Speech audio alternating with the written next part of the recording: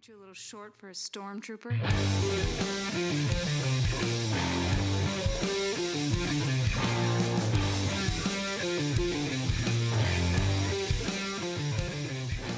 What's up, nerds? Welcome to another episode of the Multiverse Report. Tonight we are recapping the week's nerdy news from Arkham Asylum to the Warp and everywhere in between. My name is Mike Gibson. With me is always Steve Haller. What's up, Steve? Oh, not a whole hell of a lot, Mike. Not a whole hell of a lot. Both of us survived a ton of children earlier, and I think we're all the better for it. That's true. That is true. Survived a house full of children. Survived some audio issues moments ago that nearly derailed the entirety of the Multiverse Report. Much to the chagrin. But Steve has pulled us out of that tailspin, and we are back on top. Absolutely. Mighty listeners, we're back on top. This podcast is sponsored by Funky Town Comics and Vinyl in Camillus, New York. Check them out. Yeah. We also have a Patreon that you can check out if you want us to do stuff for you. That's very vague, but it's kind of how it works. Yeah. And I think for the first time in a while, I don't have anything else to promote. I don't have anything else to say. There's no other real business up top. I think we're cruising on into the end of the year here. And there's still some news. There's not like a ton of news, but there are some big pieces of news this week.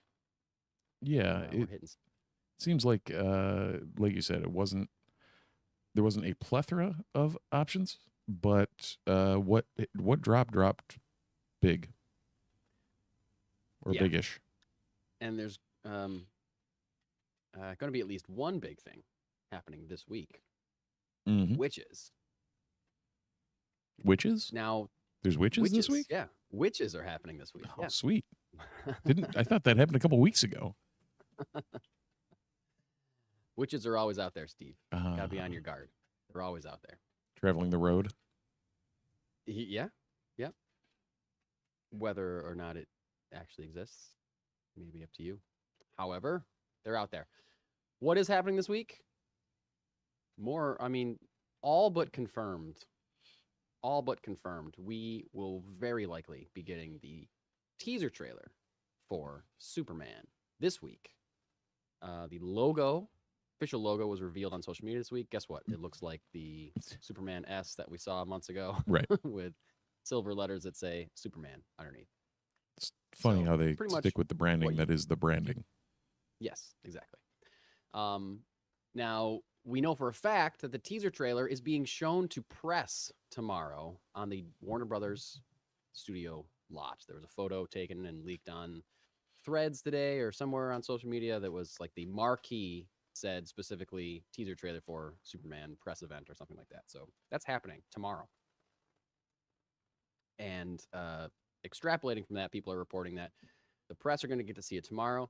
There's going to be a short preview of it, like a trailer tomorrow kind of thing on Wednesday, and then we'll get the full teaser trailer Thursday this week. And I'm very excited about that. Yeah. And as much as it bothers me when they they put out teasers that are 2.5 minutes long, I hope this is a teaser that's 2.5 minutes long because I really want to see some of this movie. I want to see what this looks like. I was going to say you're a little partial on this one. If they give us a teaser that's above and beyond, like it, I guess I think both of us. The issue with them releasing a 2.5 minute teaser isn't that they're releasing a 2.5 minute teaser; it's that they're calling it a teaser. It's like, right. No, this is just the first trailer. Like, yeah, just call it a trailer. Yeah. Simple. I don't mind watching 2.5 minutes of Thunderbolts or whatever, but say that it's a trailer. That's all. Yeah, this is trailer 1, not teaser before trailer 1. Exactly. Because trailer 1's going to be 2 minutes and 47 seconds instead of 37. Yeah. The thing that I actually don't like, and I still don't like it for this movie also, is the trailer for the trailer. Like, I don't need a short preview on Wednesday if I'm going to get a full trailer on Thursday. Right. Like, I don't need a quick 2-second flash of Superman trailer tomorrow. Like, who cares? I don't need that. Coming in 24 hours. Yeah. Just say trailer coming tomorrow. Like, I don't need a quick flashes of the actual trailer to screenshot and stare at for 24 hours before I see the whole thing in more context. Anyway, but that's what's happening apparently this week. So get ready for Thursday Superman trailer. And then Steve and I will have something, at least one thing to talk about at the episode that we'll do the following Sunday before Christmas, which is notably very dry. The next 2 episodes of the show before January, and even some in January, probably Right. gonna be a little lacking of news. Yeah, I think we'll fill it up. usually I was going to say usually in those weeks we'll hit some sort of superlatives for the year and whatnot, and what we're looking forward from what we liked from the last year, what we like looking forward to the next year, and we'll see how it goes from there. Yeah, that'll be our end of the year wrap up episode for sure.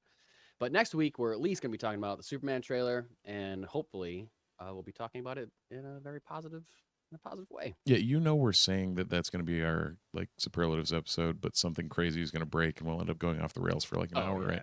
Yeah. That's how it always happens. That's always what happens. Yeah.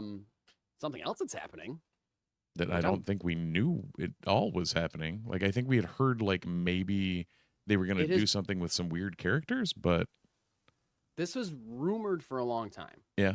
For years, because it was pitched to the previous regime at Warner Brothers. Okay. Like what we're about to talk about. And that regime didn't like the idea. Well, they didn't like anything fun. That's true. They didn't like anything fun. You're right. That's true. This news was broken by Variety and confirmed by James Gunn himself, but Mike Flanagan. If you don't recognize that name immediately, we'll go over his credits momentarily. However, Mike Flanagan. I know a couple of Mike Flanagans, but I doubt they're the same people. I don't think you know this one. Okay. If you do know this one, can we get him on the podcast, please, Steve? Reach out. He will be scripting a Clayface movie for DC Studios. Now, Mike Flanagan, like I just said, has been wanting to make this for a long time. He publicly tweeted about it, how he pitched a standalone Clayface movie to the previous regime at Warner Brothers and wanted to make a horror/thriller/tragedy about the character of Clayface. They said no. Wasn't something they wanted to do. But then he met with Peter Safran and James Gunn this past March, pitched them the idea, and apparently they liked it and went for it. Now, Mike Flanagan, no offense to the ones that Steve knows, is a pretty established writer-director in the horror genre, no stranger to making horrors and thrillers. He's directed the horror film Hush, Gerald's Game, and Dr. Sleep, the sequel to The Shining. He's also written and directed a lot of scary, spooky Netflix miniseries, including The Haunting of Hill House, The Haunting of Bly Manor, Midnight Mass, and The Fall of the House of Usher. So, guy knows his horror. Yeah, he's definitely been around the block for that. And yeah, for sure. And if this is a thing that he pitched like back in 2021 and then pitched it again, like this is something that he's like clearly passionate about, clearly has a good idea for it and thinks it's worth, pitching it 2 different times. Now, Flanagan will be unable to direct Clayface due to his commitment to directing the next Exorcist film. Right. Which I think is supposed to be his next project. But here's what I think. My guess is that this is farther along than we think it is. Because not only has it been announced and confirmed by James Gunn, it also has a release date. The release date is September 11th, 2026. So this movie's like getting ready. This movie's getting ready to go. And that means that, well, one, this is going to be the 3rd film in the DCU, unless something comes out announced before that. Because they were getting Superman 2025, Supergirl summer 2026, and then this early fall or late summer, whatever you want to say. Right. It's hilarious and crazy to me that the 3rd feature film in the DCU is going to be a Clayface movie. Yeah. And a Clayface horror movie, most likely. Yes.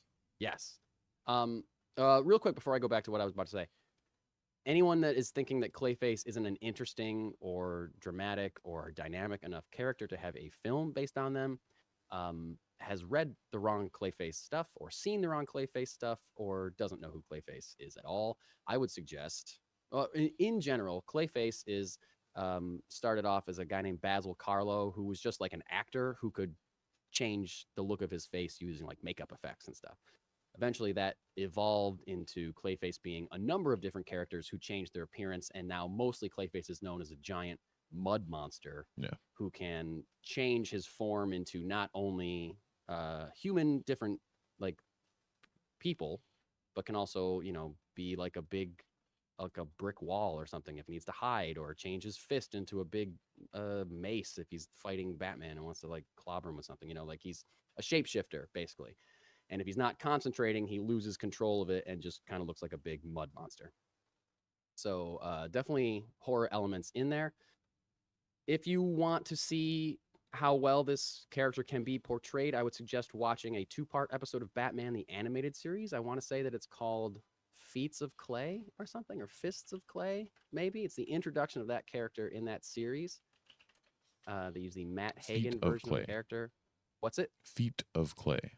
Feet of Clay, F-E-A-T, right? Yep. Feet of Clay. It's a 2-part episode. It is great. And it's really killer right off animation the bat, no pun intended. Like it's season 1, episode 4. So you're introduced very early to the character. Very quickly. Yep. And that, I would say that episode is very tragic and kind of showcases that element of the character, while also showing that how scary he can be. Like I think there's a thing where he like sucks Batman inside of his mud body and like almost suffocates him to death. Like, you know, it's intense. As one does. Yeah. Voiced by friend of the pod. By friend of the pod, I mean just someone we talk about a ton. Alan Tudyk in Creature Commandos, right? Well, Steve, that's what I was about to get to. I really need to start reading the rundown, don't I? No, you're fine. You're fine. It's a perfect segue. So, like, one, like I was saying, I think this film is farther along than we think, because this is a green-lit film. And no studio green lights a film and dates a film if they don't have a director attached, or they don't have casting. Yeah. Right? So, Steve, what you just said, yes, Alan Tudyk voices Clayface and Harley Quinn, a very comedic and radically different take of that character. It really is a very different take. Yeah. But they also announced that he's voicing Clayface in Creature Commandos. And the Creature Commandos version of Clayface is more like the Batman the Animated Series version. A monster, apparently, very aggressive. I don't think that episode's aired yet, but that's what we've heard about that version of Clayface. James Gunn has said before that they're casting people that can do the voice and animation and can play the character in live action. So that tells me they already have the star of the live action Clayface movie in Alan Tudyk. Right. Which is exciting for nerds like you and me who know who Alan Tudyk is. I don't know that it necessarily sells tickets. Oh, it might not move the needle, but within the sphere, it's like, oh my God, Alan Tudyk's doing this? Yeah, right. But also, like, it doesn't mean that they can't round out the cast with, poppier names or like a bigger actor or so. If Batman is going to be in this movie, that will certainly put some butts in seats, I think, because it's possible that he could be in it if they have their Batman ready to go or whatever. Who knows? That's, whether or not Batman's in it is getting ahead of ourselves a little bit. But like I just said, you don't greenlight a movie without some casting, at least in mind or in negotiations, and you don't greenlight a movie without a director. Yeah. Steve?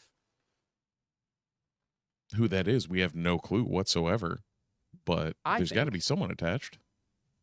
Well, here's the deal. The last time that DC Studios greenlit a movie without a director in the announcement was Superman.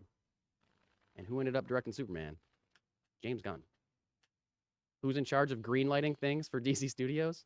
James Gunn. Who could have greenlit this announcement, this movie, without a director attached to the announcement? James Gunn. Right. I think James Gunn is going to direct Clayface. Who made the next thing that he's who ad hoc made this announcement? Yeah. Hold on, Richard in the chat states, learn from Sony, include Batman. More to come on that later. But yeah, what do you think on that one, Richard? Mike? Sorry, what's that? I was going to say, what do you think on that? Because do you take on something Batman being in it? on like what to what degree would you need to include Batman in a Clayface horror movie? Well, it depends on what the story is, because we're going to talk about the Sony universe momentarily. Right. There will be But a I'll- whole diatribe about that, I'm sure. There's a whole thing about it. But here's the mistake that Sony made with all of those movies, all of the Spider-Man villains without Spider-Man in the movies. They made one mistake. You could argue that Madam Web didn't make this mistake because Madam Web isn't inherently a villain. But the Venom movies, Morbius, by all reports, Craven, they try to make the villain the hero of the movie. That's what doesn't work, because they're the villain. You want Right. to root for a hero, you don't want to root for the villain, and you can't. If you're turning the villain into the hero, then they're not the same character. You're changing the character, which makes the people that are there to see that character, makes them lose steam in what they're seeing. Compare that with the most recent standalone villain thing we've seen from DC, the Penguin. The Penguin at no point made him a good guy. Right. Like, you were rooting for him at points because he was the protagonist. There's a difference in being the protagonist and being the hero. The Penguin was not a hero in that series. Right. He was the protagonist. It's like, you sometimes root for Walter White too, but he's a monster by Right. the end of Breaking Bad. Like, Don Draper is a total asshole, but he's the protagonist of Mad Men. Right. Has anyone watched The Wire? Yeah. Yeah. Sure. Great example.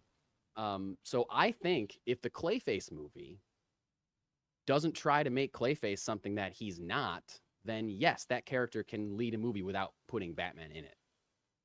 If they do it the way they did it with the Penguin. If you're telling a story that fits that character and lets that character be that character, then you don't need Batman in it. And the Penguin proves that for me. Yeah. I think Mike Flanagan is a good enough writer that he can craft something that doesn't rely on Batman showing up. And as long as they're like firm on that from the beginning, Batman's not in this movie. Batman's not in this movie. Or Batman is in this movie. Like, don't leave it up in the air, because then you're going to have people coming out complaining both directions. So there'll be people coming out of the theater saying like, why wasn't Batman in this movie? That was stupid. Or there'll be people coming out being like, they didn't need Batman in that movie. Like, you need to tell us whether or not he's going to be in it, so people can go in knowing that and not, whatever. If you leave it up to nothing, if you just got to go and find out for yourself, you're not going to please anybody. No. Whether he's in it or not, they'll be mad. So anyway, it's my belief that James Gunn is going to direct this movie. He said that he's wanted to do something smaller than Superman, because Superman's so big. He said the next thing he'll direct for DC will be a lot smaller. This will likely be a smaller budget. There's no way they're going to spend $300 million on a Clayface movie, No, but at the same time, you're going to have to put something into it for CG standpoint. Well, sure, but if you look at, we've seen movies in the last few years that have knocked us out with the effect, like Godzilla -1 looks so Right. good, and it was like $100 million movie. So you can spend Well, even look at way Agatha. less than that. Like, even from a big Exactly. budget, look at Agatha. Like, it was Yeah. far and away the least budgeted Marvel show that they've thrown out, and it looked great. It was well put Right. together, and you can make a good movie show. So yeah, my guess is that this will be a smaller movie. And I think we're looking at James Gunn directing it. I hope Alan Tudyk stars in it. I don't care if Batman is in it or not, as long as it is a good movie. That's my take on that. Side announcement: this was one of 2 DC movies that was dated this week. The announcement and confirmation that Clayface was happening was like a day later. The date of September 11th, 2026 was announced, as well as we have a date for Dynamic Duo. Steve, remember talking about Dynamic Duo? I do. Animated animated Dick Grayson, Jason Todd Mhm. movie, CGI / puppetry kind of cool animation. So That has been dated for. You changed and corrected Nightwing to Dick Grayson. Yeah. Was that intentional, or was that Yes, okay? because they've said in the announcement of that movie, they said that it's exploring Dick Grayson and Jason Todd's time as Robin. So I didn't want But to were say they Nightwing ever and have people. concurrently Robin? No, which That's is what- a big question that I have about this movie. So I wonder, yeah. I mean, could I it don't be know. something like Nightwing and Red Hood waxing poetic about, flashbacks of when they were Robin? Wow. I hadn't thought that, but Steve, yes, it absolutely could be that. That would be cool. Yeah. Like Cool. Grayson and Todd just sitting at a bar talking about when they were Robin. That'd be dope. That'd be awesome. That'd be awesome. Like I just didn't I switched from saying Nightwing because I didn't want to like make anybody listening think that they announced that Right, Nightwing they was gonna announced a be in it or Nightwing something, 'cause movie it or whatever. might not be. Right. Exactly. I don't know. We don't know anything about this movie, and it's not coming out for 4 years. So Fair. because animation takes a long time. Like I was bummed when I was like, oh, they dated it, and then I saw 2028. Oh man. I was like, okay, animation takes a long time, and this animation specifically looks like it's very complex. It's a mix of puppetry and raw footage and CGI and all this kind of stuff. So clearly, it takes a long time. And if it didn't take as long of a time, then we'd probably have Beyond the Spider-Verse by now. But we don't, and we're not Very gonna have true. that for quite some time. Yeah, what is did that go 27 at this point? I don't know if there's a new date for that. Yeah, I don't know might if there's be a new date. indefinite. Again, as is the mantra of this show, if they make a good movie, I don't give a shit how long it takes. Yeah, exactly. Make it good. Take your time. Take your time. But apparently they think Clayface is worth making, and it's gonna be, like I said, the third live-action DCU movie that we know of, unless something else gets announced soon. But anything else, if something's gonna beat Clayface to cinemas, they're gonna have to announce it pretty quick because they're gonna have to start making it pretty quick. Yeah. So we shall see. I'm pumped for a Clayface movie. I'll be excited if they do announce that Alan Tudyk will be starring in it. And I don't know. We will clearly be getting more information about this movie sooner than later, sooner than we ever thought we'd get information about a Clayface movie. Yeah. Because they're rolling. Wheels are up. Things are going. I will say I did listen to the Hot Mic podcast this week. They also believe that James Gunn will be directing Superman. But Snyder also said that he heard that James Gunn might be canceling some projects this week as well. Not that we may hear about that recently, but he was kind of speculating. He said what his guesses were pure speculation, but they were leaning towards things like we'd heard announced before Right. Gunn took over, like the Michael B. Jordan Black Superman movie and like Constantine 2 with Keanu Reeves. Like those kind of things might finally be officially being swept under the rug. Also speculation that the Authority movie came in like way over budget and that either might get canceled or reconfigured in some way, find a different way to tell that story, possibly through animation or something.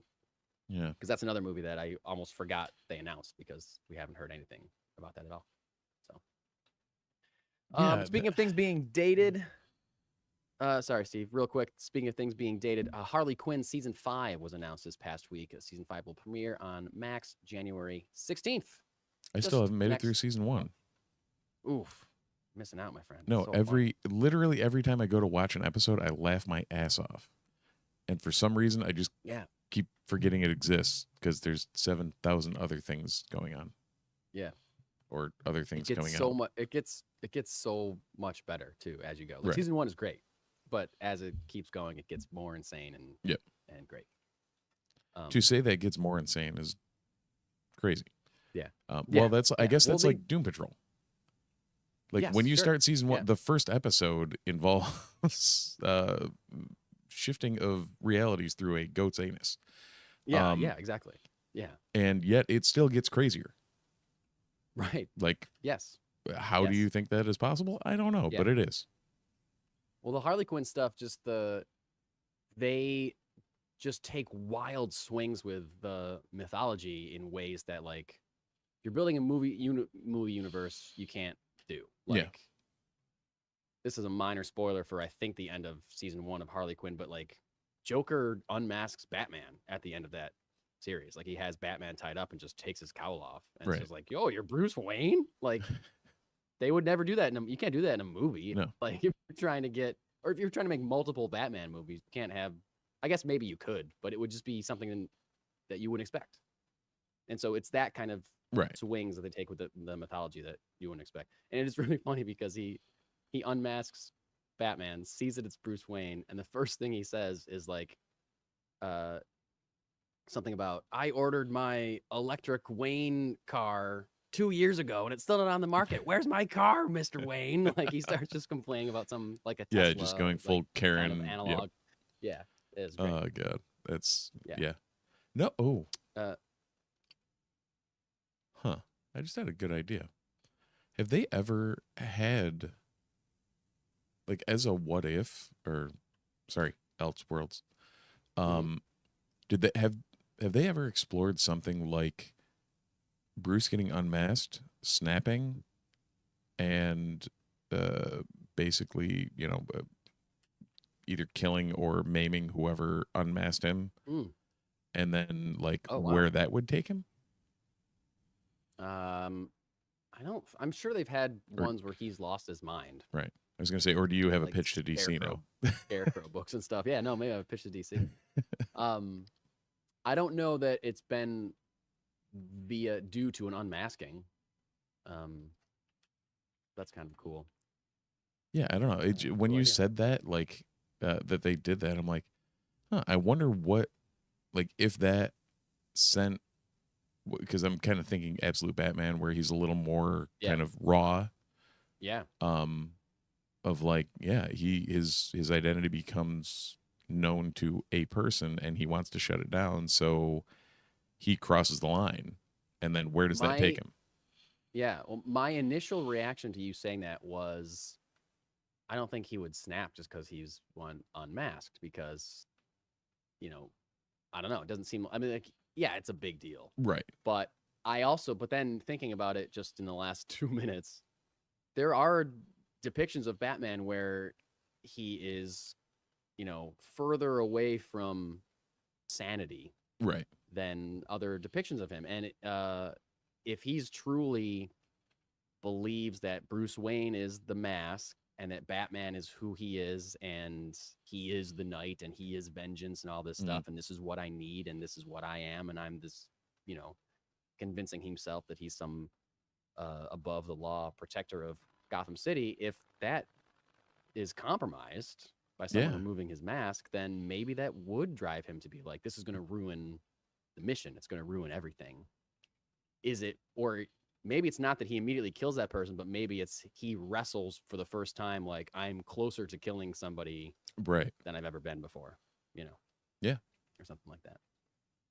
Cool idea. Yeah, the killing part was strictly why I mentioned Elseworlds, because, like, in Canada. That's true, yeah. Sure shit ain't happening. Yeah. Yeah, that's true. That's true. But yeah, the Absolute kind of got me thinking about it, because for one, that's the most recent thing I've read Batman-wise. Yeah. But like it is a much more raw depiction of him. So yeah, could work. Could work.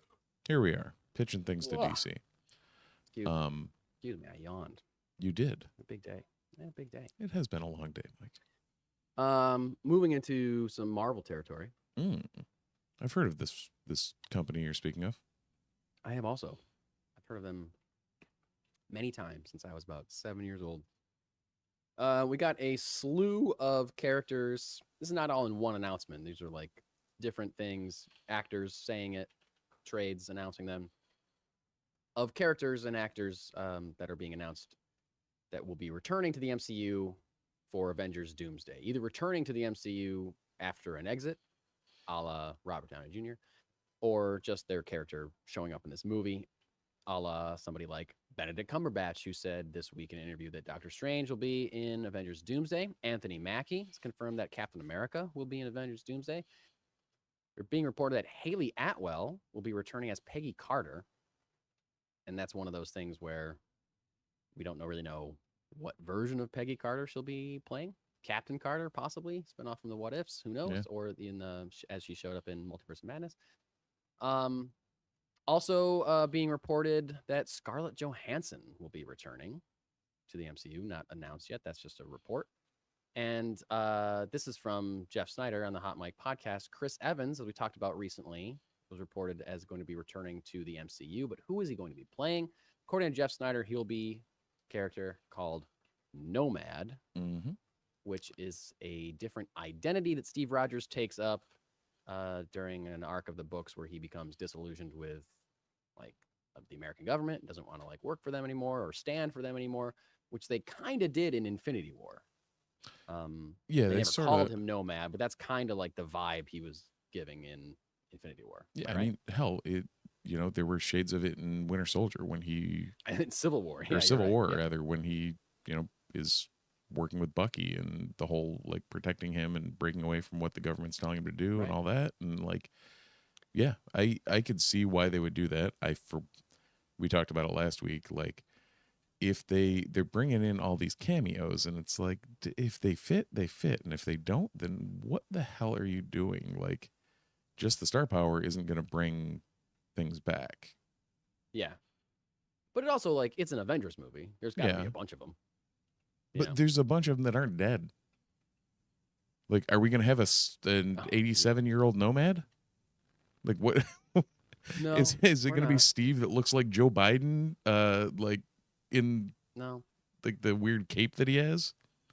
no. It's going to be No, it's him not. in like full-fledged what he Yeah. was as Captain Yeah. America. But like like what you're saying, I guess, is the problem, because as someone who just recently watched Infinity War and Doomsday, as I talked about recently, and sorry, not Doomsday, Endgame, Right. and thought they were great. The Russos do a really good job of balancing those characters and giving them their own screen time and They like do. figuring out a way to make them work together. And just because Doctor Strange and Captain America are going to be in this movie doesn't mean they're going to be the leads of the movie. Just because Chris Evans is in the movie doesn't mean he's going to be the lead movie, although it seems like if you're bringing him back, you're going to show him off. Yeah. Quite a bit. So I don't know. All those people are coming back, I guess. So this would be, and I'm still assuming it's an Avengers movie, so I'm assuming Thor's going to be in it. I'm assuming Ant-Man's going to be in it. Like there are staple characters that, Hulk. Right. Can you make an Avengers movie without these characters? Like it was a big deal. I remember people were surprised when they announced that Jeremy Renner wasn't in Infinity War as Hawkeye. Right. They're like, what? How can he not be in it? What are you talking about? He's not in. But then he's got this huge role in Endgame. Right. But, so I like how you went half Yoda on that, by the way. Yeah, I don't know what my voice did there. I was just kind of rolling with it. It was like a Kermit the Yoda going on, but it worked. Yoda. Yeah. I don't know. Anyway, Avengers Doomsday. Also, we already know Fantastic Four. Yeah. Are going to be in that and stuff too. Yeah. Hulk. How much do you think Hulk's going to get? And do we see any of the ancillary characters from the Foxverse that have been debuted now with Deadpool and Wolverine? Oh, yeah. I mean, I don't know. That's the thing. I mean, it's the multiverse saga, right? So, like, we're already going to see someone that looks exactly like Tony Stark, but a different person. And we're going to see a different version of Chris Evans. We're going to see a different version of Haley Atwell. So, like, right. Who knows? They could definitely do that. My guess is that they would save a lot of those cameos, Fox Universe or Toby and Andrew or whoever's going to show up. I would think that they would be saving those for Secret Wars, because Secret Wars seems like the title would fit a little bit. Lends more to that. But we could be wrong. We don't know what Doomsday is about at all. How about another CGI Nicolas Cage? Because Brian's looking for that in the chat. As Superman? I don't think that'll happen. I would, you know what? Oh, no. I would bring him back as Ghost Rider, man. That's what I was just going to say, Steve. Oh, yeah. I was just going to say, I would 100% take him back as Ghost Rider. I remember reading that they were trying to fit him into Deadpool Wolverine, but like it didn't get past the script, like a scripting. It wasn't, they didn't make him an offer or anything like that. They like really thought about trying to wedge him into the script, but it didn't work out. Brian, for the record, I do believe you deserve the Incredible Hulk 180 that's sitting down in Funky Town right now.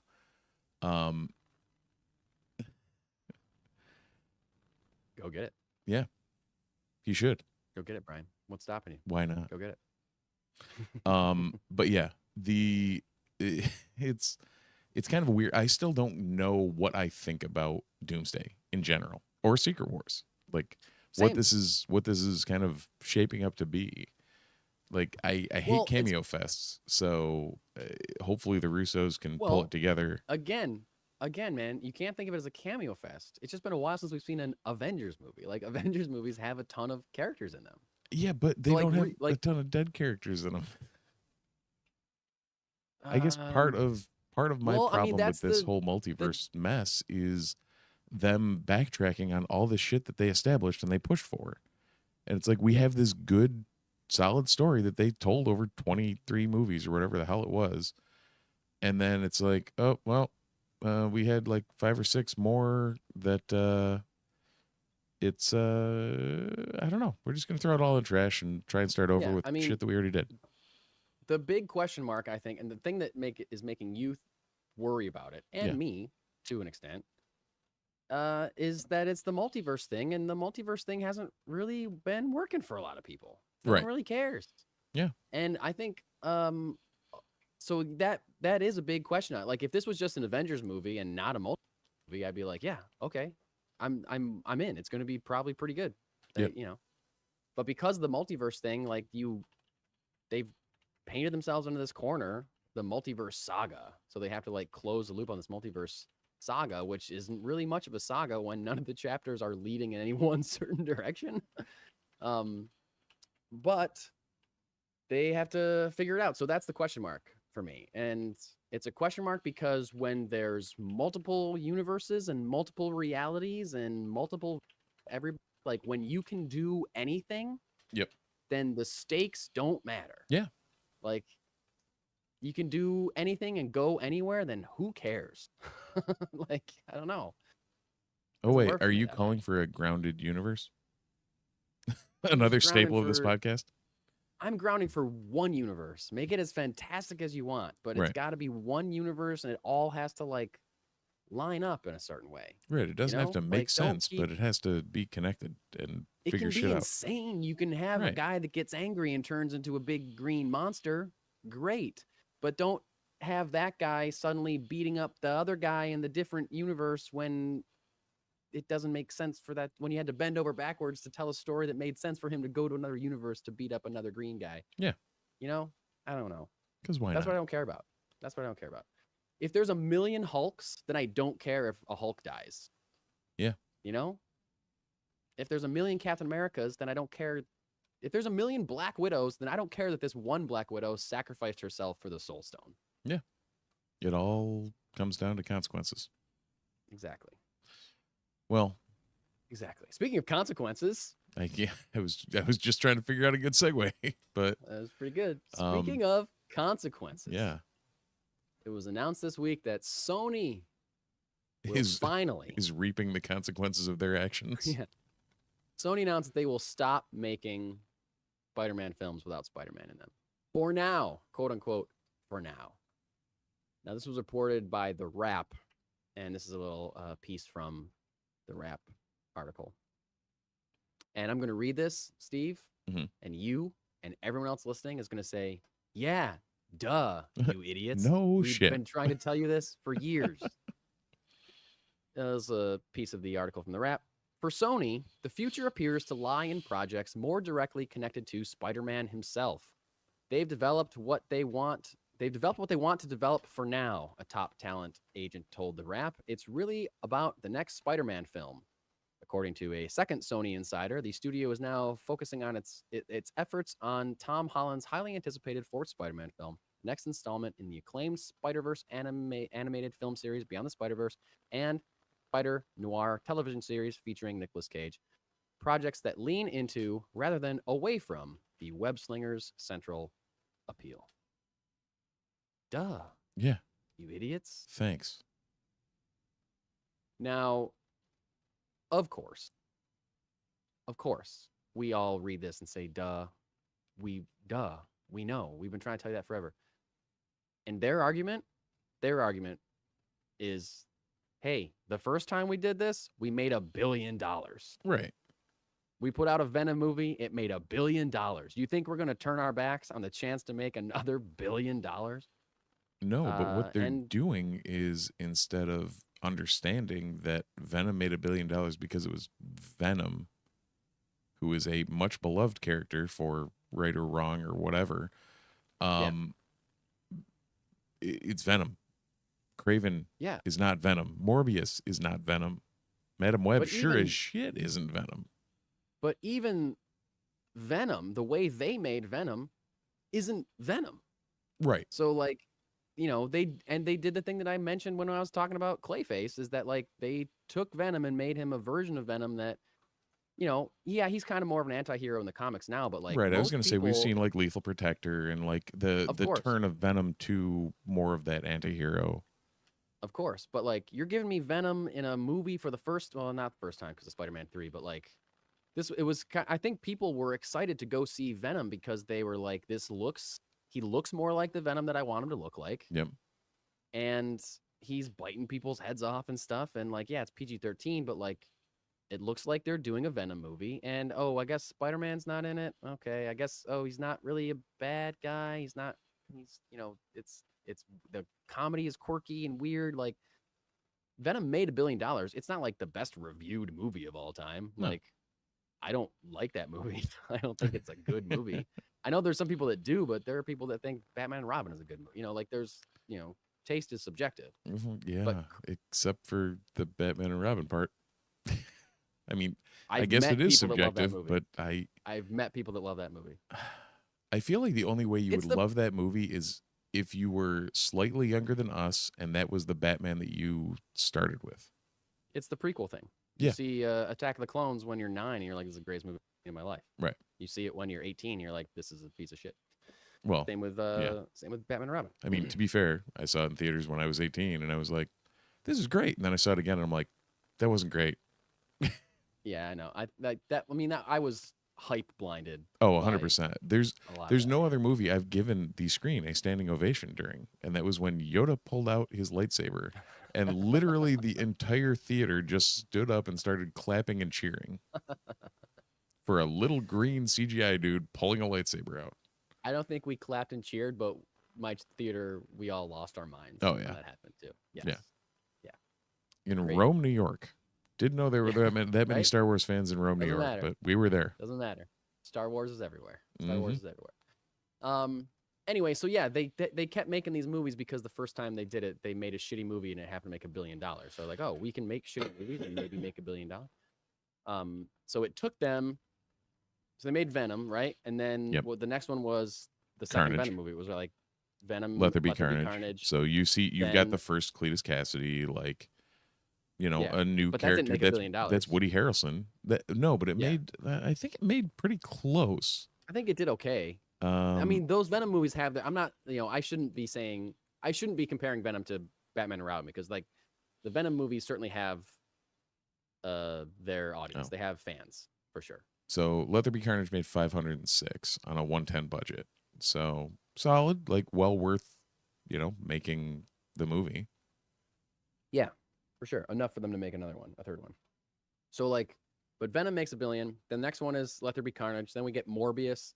Then we get Madam Web. We get Venom 3, and we get Craven. So that's I just counted and I lost count the second I stopped talking. So like, Let There Be Carnage, Morbius, Venom 3, Madam Web.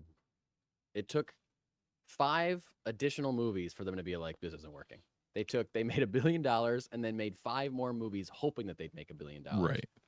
So Despite each movie doing worse than the one before it because people are out on this idea of no Yep. Spider-Man. What are we doing here? Yeah. So going down the line, you've got Morbius, who made 167 on an $83 million budget, which for anyone that isn't in the know, that probably doesn't even cover marketing. Like that movie lost money. Oh yeah. For sure. If you're barely doubling up an $83 million budget, you're probably losing on marketing. Mhm. Madam Web was $100 million on a $100 million gross. I'm not a math wizard, but that's also very not good. Let There Be The Last Dance was 475 on It's 120 crazy that million. It's crazy that Venom 3's subtitle is The Last Dance. Oh, yeah. It struck me really funny. I will watch that at some point. Oh, 100%. See that, and that's like you're saying, the Venom movies were campy fun that was packaged Yeah. with a Venom, like, Right. But that's also not what people want initially, it's not what people wanted from a Venom movie. Right. After the Right? first Like, one, people I wanted- think everyone understood, okay, Like, this is what we're okay, in for. This is fine. this is We'll what ride is. it. Yeah.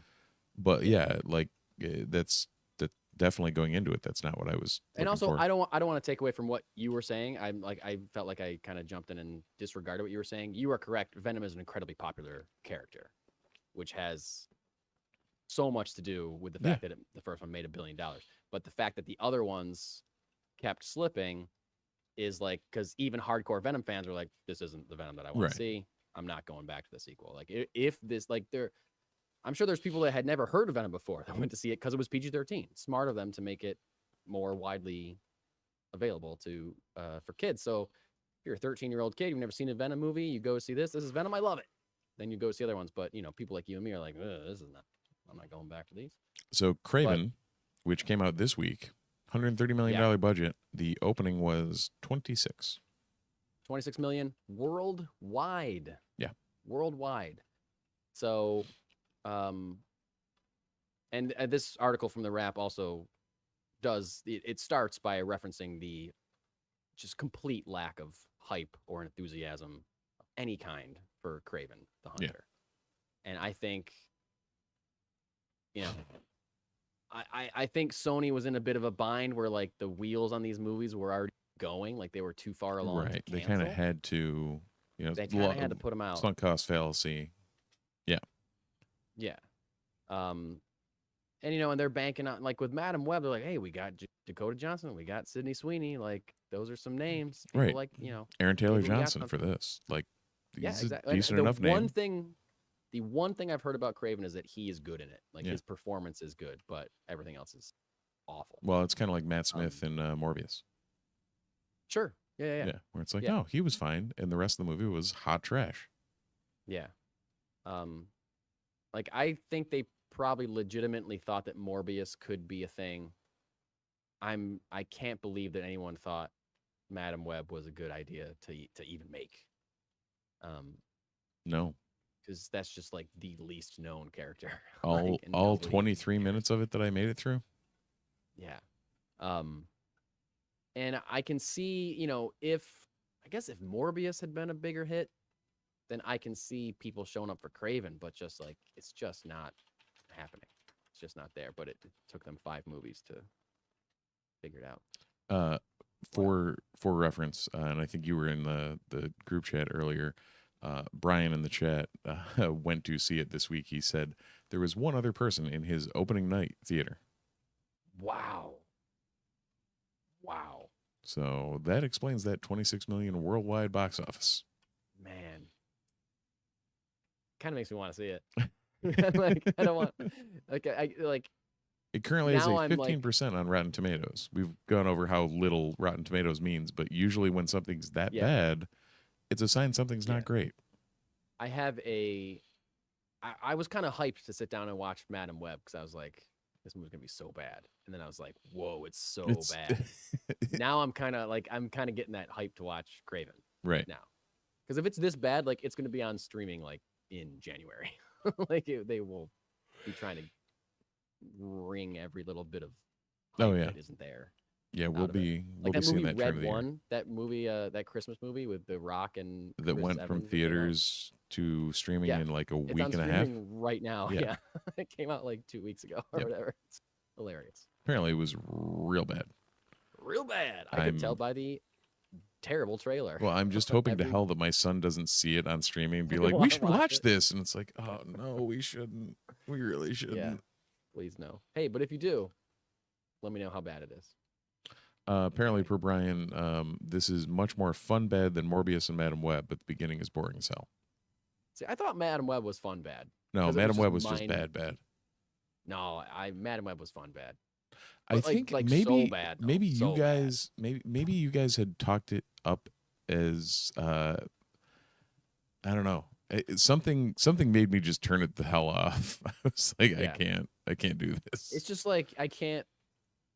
It's just every decision that movie makes is a mind-boggling decision. Yeah. Like I can't believe someone signed off on this. So many people signed off on this before this happened. So many people. Crazy. It's just crazy. Nuts. Anyway, got a little bit of miscellaneous universe news. We do. I know nothing about this at all, just nothing. But Amazon's Warhammer 40K series got an update this week. The currently in development Amazon Prime series got an update from producer and I think star, or maybe we're just assuming he's going to star, in it, Henry Cavill, former Superman and huge Warhammer fan, has been involved in the development of this Warhammer series for a long time. Apparently, Amazon had to be like a certain, had to be just kind of so far along in the development, or had to meet certain criteria in order to keep the rights. They had to meet this criteria by this month, December 2024, in order to retain the rights to make the series. And Henry Cavill posted this week on Instagram that, more or less saying that those creative goals have been met and the series is moving forward full steam ahead at Amazon Prime. So anyone that was like nervous that it was going to get canceled because, it couldn't hit a certain checkpoint, have no fear. Yeah. Things are still moving forward with Warhammer. So I'm curious about this because Warhammer, I feel like Warhammer is one of those properties that nerds tend to know that it exists, unless you're into wargaming, or like recently there's been a lot of video games that have tied in, like the Total War franchise has brought in like the classic Warhammer stuff. There's been a couple of 40K video games, stuff like that have brought it a little bit more to the forefront. But for the longest time, if you weren't a wargamer or someone that, painted a bunch of miniatures, put them on a tabletop and moved them at each other, you didn't, you had no idea what Warhammer was. So I know the name Warhammer. I know that's a thing. Like you said when you started talking, I know that's a thing that exists. Right. Exactly. And all I know about it. And that's it. There's such a rich lore behind it. Like I don't think people realize exactly how deep the Warhammer and 40K lore are. There's this huge back catalog of stuff they can pull from, of just great visuals, great be it either classic fantasy or sci-fi, because 40K is set in like a space futuristic sci-fi setting. Okay. And it is like a role-playing Dungeons and Dragons style ish. It's so the game itself is a miniature war game. So like you have a bunch of units and 2 people or 4 people sit across the table from each other and fight a battle on a table. Okay. I think I've shown you Risk. No. Bigger scale. I think I've showed you Star Wars Legion. That's what I painted those miniatures for. Okay. So that style of miniature that's on a table, you have a whole bunch of terrain. Each of the factions has a bunch of like things that a unit can do, special abilities, whatever, and you're basically fighting each other to achieve, X, Y, or Z objectives, or beat each other like straight up. Yeah. Kind of bigger scale. What's that? Is there a main character, like a named main character, or are you just like, team 1 versus team 2? I'm sure in the lore there is. You sure? Okay. But like, the in general in the game, well, because there's certain units that are like more powerful that are named units, like effectively translated to Star Wars. Like the Space Marines are effectively like stormtroopers on crack, and then they would have a leader that is Vader. You know what I mean? Okay. Because I'm thinking about other games like this that have been turned into films, and it can be difficult. Right. There isn't like a universally seen lead character. I'm just blanking on it now. World of Warcraft. That was a dog shit terrible movie that they made, and I think part of it was because like there's no like universally known or loved character that we can base a story on, and World of Warcraft is kind of like whatever story you want to play. There's like a bunch of different ones available. There's not though, and also whatever. There's not though. There's like a bunch of different missions though and stuff. Like and you create your own character, so you can do whatever you want. There's so Warcraft they could have done better. I won't disagree with.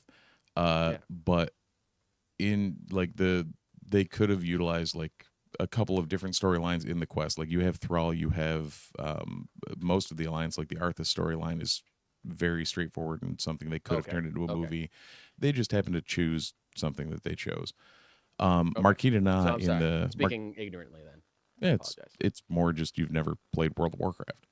True. Marquita Na in the chat noted that there's no single main character in 40K, which, yeah, there's no that there's no real, through line character or like PC type character. I think what Mike was wondering more is if there's I think that's kind of what you were asking about, right? Yeah, because like if you're making I don't know, you're saying I'm making a Lord of the Rings show. You're like, Right. okay, there's like characters there you can write stories about or whatever, But when I think it's when it's an adaptation of something that you create the character, you personally create a character, I think it can be hard to adapt that to a wide audience when you're not like when someone else is making a character that's trying to appeal to a lot of people, where like if you personally make your character, then you play a certain way and you think it feels like a certain way, which I think is part of the reason why there's been failed attempts to make a good Dungeons and Dragons movie until the most recent one. Until the most recent one, which is great, and I wish I would love if that spawned sequels, but I feel like that's not happening. I haven't heard anything about that, but there's a lot of love for that movie, but I think that embraced like a humor and made it kind of fun, whereas other attempts maybe haven't as much. Or I think they've in the past they had gone a little too serious on stuff, or not not embrace some of the absurdity you can come up with in an RPG setting.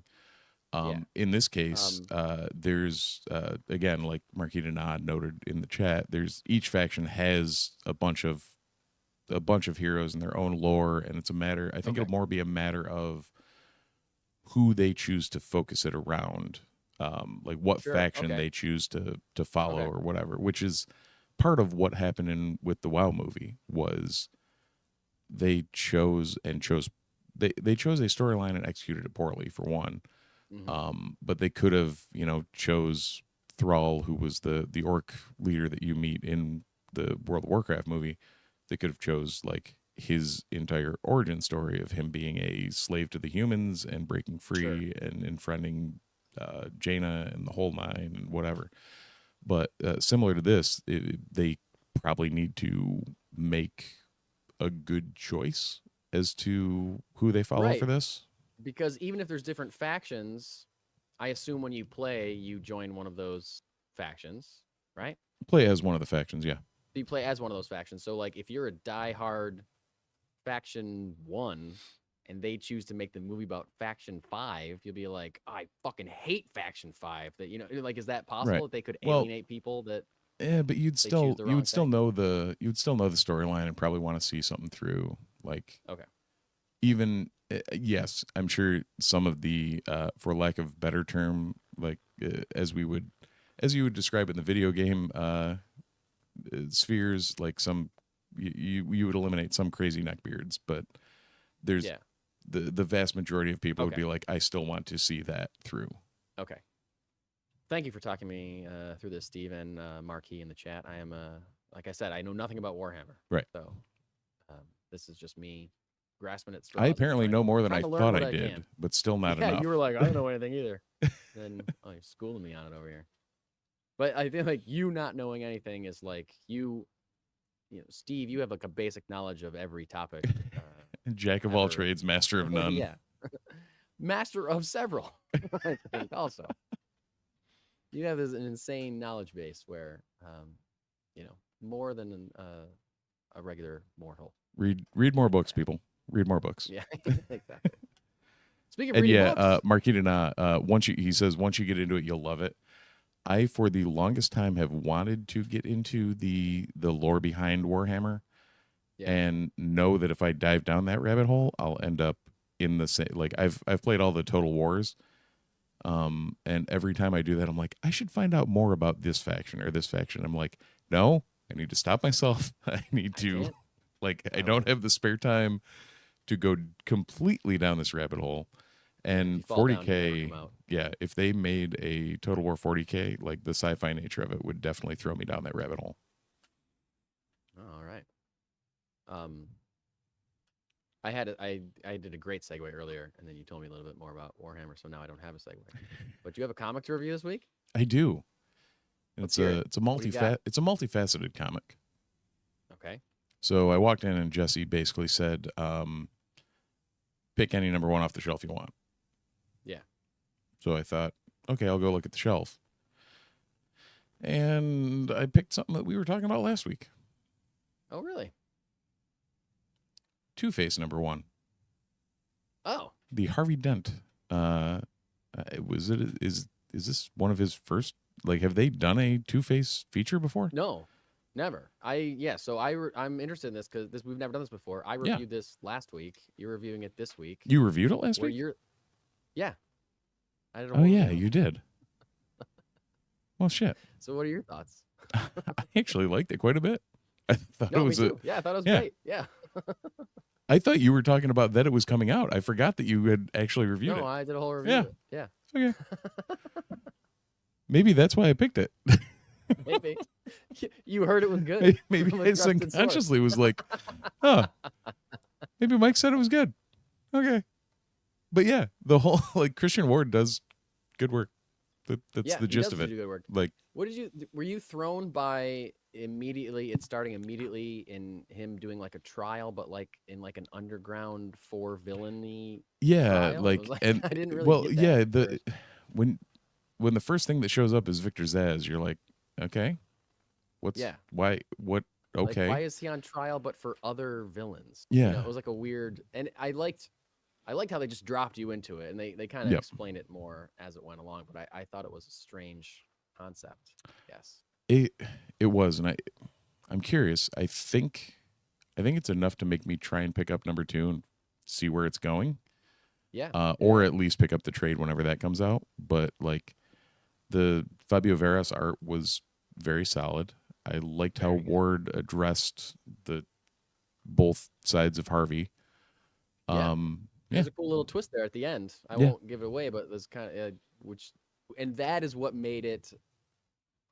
Because I think I said this last week, but I was like, I love Two-Face. He's one of my favorite villains, but how do you make a series Right. or a mini series even out of this character? Because like he's kind of hard to write without leaning on stupid like I'm obsessed with a number 2 or whatever. Right.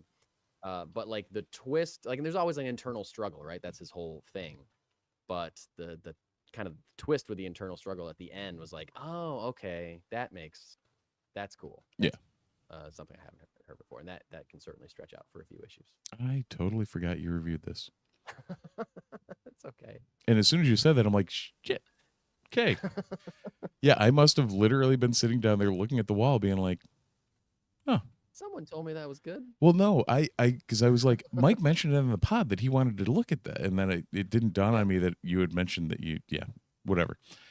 Either way. I forget stuff like that too. Here we are. all the time because we talk every week, and it's always about similar things, and we're always in Yeah. the same place. Well, and that's in my And so brain. it's I'm like, yeah, oh yeah, Mike was excited about this coming out last week. Not clicking that Mike said it was good because he reviewed it last Yeah, week. right. So right. either way, over 2 weeks, we reviewed the same book and we both thought it was good. So that's a ringing endorsement for the Multiverse Report on the new Two-Face series from writer Christian Ward. Yeah, Christian Ward Yeah. and what was it? Pencils by Fabio Veras, colors by Ivan Veras. Placentia, letters by Hassan Otsaman Elahu. Go check it out. It's a good. This week at your local comic book store, Alligator Loki Holiday Special #1, Arcbound. I don't know. Okay. Okay.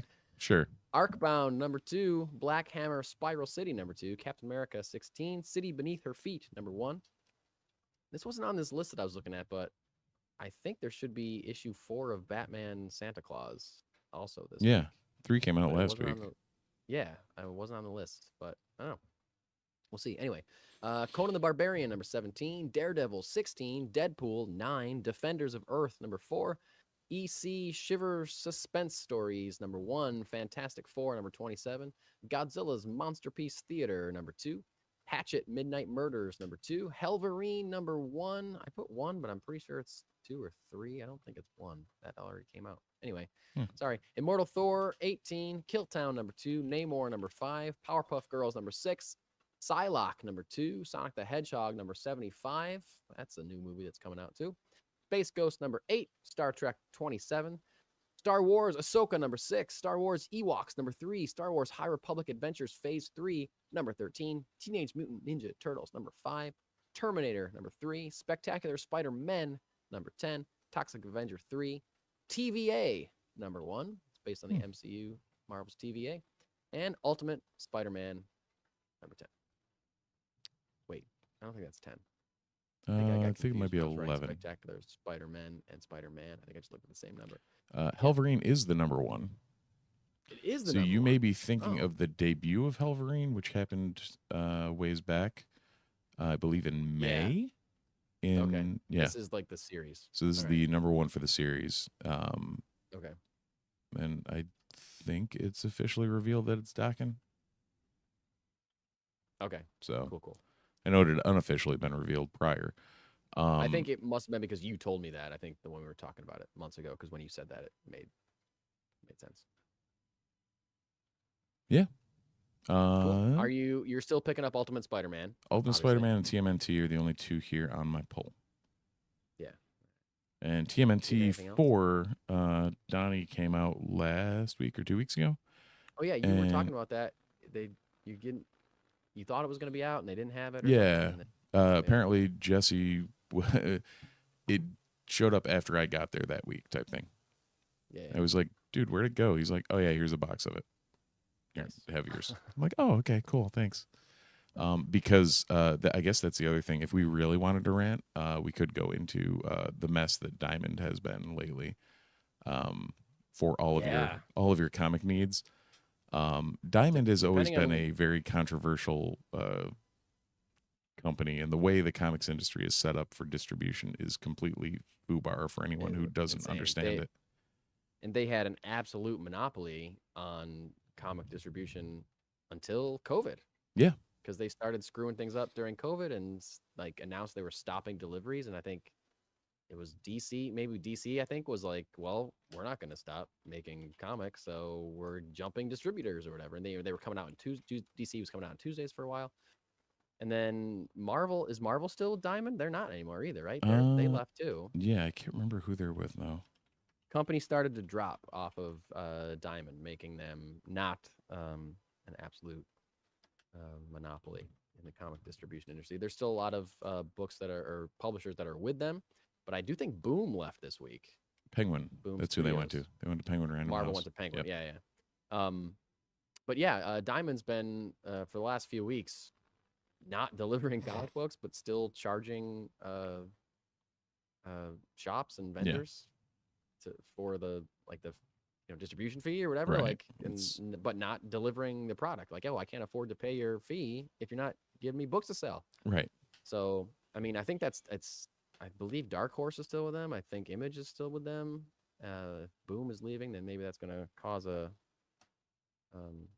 more publishers to jump. But there's still a lot of publishers and independent publishers as well. Not like little guys, not like independent like Boom, independent like two Right. guys in a Like shed. Syracuse's you know. Ahoy or Ahoy, exactly, yeah. Or lesser than them, even Yeah. like independent publishers. So, but yeah, they've been really screwing it. Some people are saying it might be the end of them, as might be the last straw for a lot of publishers. And I hope it is. Shake it up. Yeah. Find some other ways to distribute not? stuff. Yeah. Start your own way. So yeah, I don't think anything on this list is on my poll necessarily. Like I said, I thought Batman Santa Claus was supposed to be out this week. It's been a pretty cool story. I've been reading it with my son. He enjoys it. nice. Because the art is a little more grown up, but the story is, it's not gory. It's still or anything. Batman and There's- Santa Claus. Yeah, it's still Santa Claus, and yeah, he's acting more like a superhero, which I kind of really like. But I think it's it's fun for my son to read it because it looks like a grown-up comic book, Right. but it's not necessarily one. Can I recommend speaking of Santa Claus being portrayed kind of in like a superhero way, can I recommend a fun movie to Sure. anybody? Came out in 2022, I think. Violent Night, starring David Harbour Oh, yeah? as Santa Claus, is like a really fun, dumb action movie. That's really well made, and it's just really funny. It's like part action and part comedy and part genuine, like feel good Christmas movie at the same time. It's Um, amazing. It is amazing, yeah. And I went in being like, "It's gonna be stupid, but it'll be fun." And I was like, "It is stupid, and it is fun, and it's really good." Oh, And actually, that's I awesome. watched it last year for the first time, and it surprised me. And I just rewatched it a couple nights ago. And I was like, "Yep, this is solid. This Nice. is he's really funny in it." David Harbour as Santa Claus is really funny, and it's that same kind of thing that how DC uses him, where like because he has like an arc in it where at the beginning he's disillusioned with Santa Claus and thinks he might quit, and then he like regains his passion for it while brutally murdering a bunch of militaristic home invaders. It's a wild story. Like it's really fun. So he's Brian really funny, but mentions- he also is like swinging a hammer and is like a superhero at the same time, but also very much Santa Claus. No, Brian in the chat said it also shows what could really happen from the Home Alone traps. Yeah. And there's a Home Alone sequence where there's a girl that has just seen Home Alone. She's like, "Well, I can take care of myself," and there's a real good 10-minute segment of just R-rated Home Alone stuff like that. It's really good. What if someone did actually? What if there was a nail on a stairway? Someone was Right. climbing up. Maybe they wouldn't step in the nail. Maybe they'd fall and something else would go through the nail. Yeah. Be gross. So you're saying don't watch this with my son, but Oh no, it's a hard R rating. Yeah. Hard R rating, but it's very funny and it's a cool. It's just a fun time. It's Nice. fun. Like yes, and it's not going to win any awards, but it's worth watching. If There you're you into go. the stuff that we're into. Yeah. And with that recommendation for a gory action feel good Christmas movie, that's all I got. Steve, you Yeah. got anything else? No, I do think I didn't watch Skeleton Crew this week, so Oh, you we're not didn't? going to be able to talk about it because we had Oh, too okay. much crap going on. I didn't even think Um, about it, but okay. I did Uh, watch it and I thought it was great. Right. I just wanted to make sure we touched on like we'll come back to this, but Yes. everything that any of us have seen at this point is phenomenal. So Yep. keep it up, Yeah, Lucasfilm, keep it up. because why Episode not? 3 was great. I won't give anything away. There's a new like a creature that's introduced and that we haven't seen.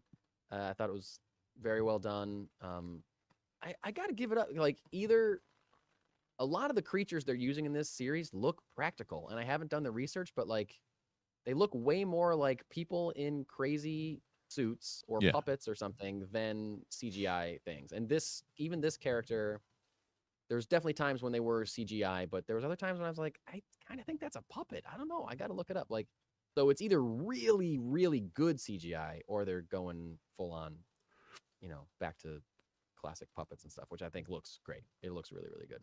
Nice. The other episode 3 that I will rave about quickly that I also know Steve hasn't seen, so I won't say spoilers, is Creature Commandos, episode 3. This show, I liked it very much initially, and after episode 3, I thought it ruled. I thought it was so good. Yeah. And now I think it's legitimately great show. I can vouch for it. I can say this is great. This is the start of the DCU, and I'm pumped for it. Third episode focused on GI Robot. It seems like they're doing a thing where after the first episode, each episode, but they're gonna kind of focus on the background of a member of the characters or each of the characters on the team, kind of show where they came from while cutting with what's going on in present day. Third episode was about GI Robot, and it was great. It made me love that character. There was a flashback to him fighting alongside Sergeant Rock, a character whose movie we've been talking about happening in the DCU. And if the Sergeant Rock movie gives me more GI Robot, then hell yeah, I'm in. I want to Yeah. see more of that. And also makes me think that the Sergeant Rock movie will be R-rated because it's a pretty gory episode. This is the scene in the trailer where we saw people getting shot and their eyeballs like exploding out of their heads and stuff like that. That's from this episode. GI Robot can really use those guns. There you go. Really use those. So that's a big endorsement for me for both Skeleton Crew and Creature Commandos, both radically different shows, but worth watching for sure. Those are two very, very different shows. Yeah. And now, Steve, now that is all I got. I think that's all I got too. And if you'd like to hear more about Alright. what we've got like next week or this week or listen to our past shows, check us out on YouTube, youtube.com/the Multiverse Report. You're probably either watching us here or listening in your ear holes to a podcast. If you're doing the latter, you should check us out on your podcatcher of choice and drop a review for us, preferably 5 stars. If you want to subscribe, that would be wonderful. YouTube, like, subscribe, ring the bell to, let yourself know when we're going live. Usually it's around 9:45-ish on a Sunday. Just dropping all 9:30 I've- pretenses at this point, aren't you? Yeah, no, it never happens. It hasn't been on the dot 9:30 in a really long time. We haven't even gotten down to the studios I know. 9:30 in a long time. It's going to be 10 by another year from now. It's going to be 10. Right. Soon coming to you at 11 o'clock p.m. Yeah. Um, And then it's going to be start your Monday morning with the yeah, we're going to be a drive time morning show next drive time year radio. Yeah, for all your commutes that you don't commute anymore. exactly. Yeah. So yeah, check us out. The socials, the Multiverse Report. Nope, the Multiverse Report. There's no .com on a social media account. No, but we're on Instagram and Threads and Blue Sky here and there. I haven't done a lot of social posting in general, but I should do more. And I'm sorry. If you sign up for our happens there. Patreon, maybe we'll get some money and we can put a social media person in place. Hey, that'd be cool. There you That'd be go. Cool.